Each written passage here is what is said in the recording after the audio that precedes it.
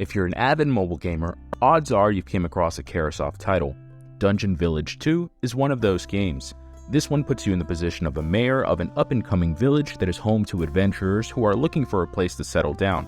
Along your journey, you'll be graded on how well you manage to clear your surroundings and how well you manage to increase your residents' satisfaction.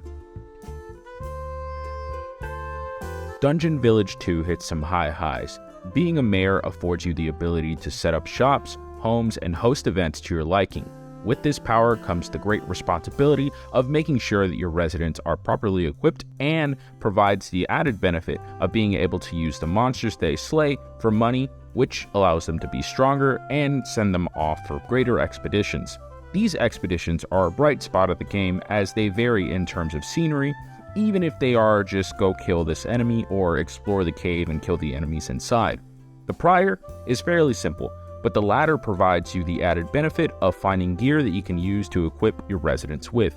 This is one of the most enjoyable parts of the game, as I often found myself swapping the gear for whatever was new and improved. You can get more residents by fulfilling some kind of quota, whether that be having certain buildings or getting a certain score within a certain criteria.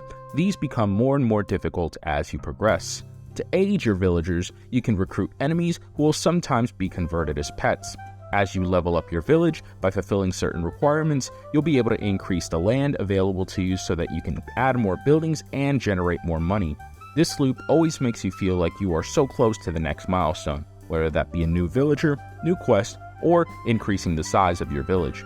Eventually, you'll complete a mission that will technically complete the game, at which point you'll be able to take a few villagers and start a new village with the benefit of being able to increase the speed and understand the mechanics from the beginning a bit more.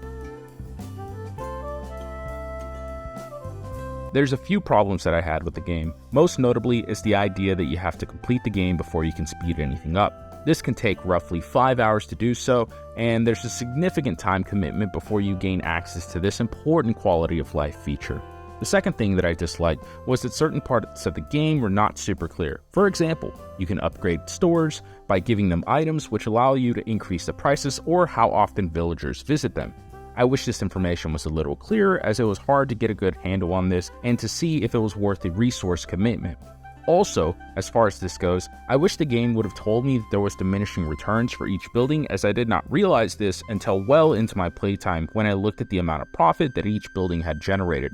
Lastly, I wish that the onboarding for villagers was a bit better, such as creating a checklist of making sure their gear was up to date to everyone else's, or how close they were to being asked to move in. I felt that this process was incredibly cumbersome and might not be an issue for someone that likes to micromanage, but I personally would have liked it to be a little bit more streamlined. Overall, I enjoyed my time with Dungeon Village 2.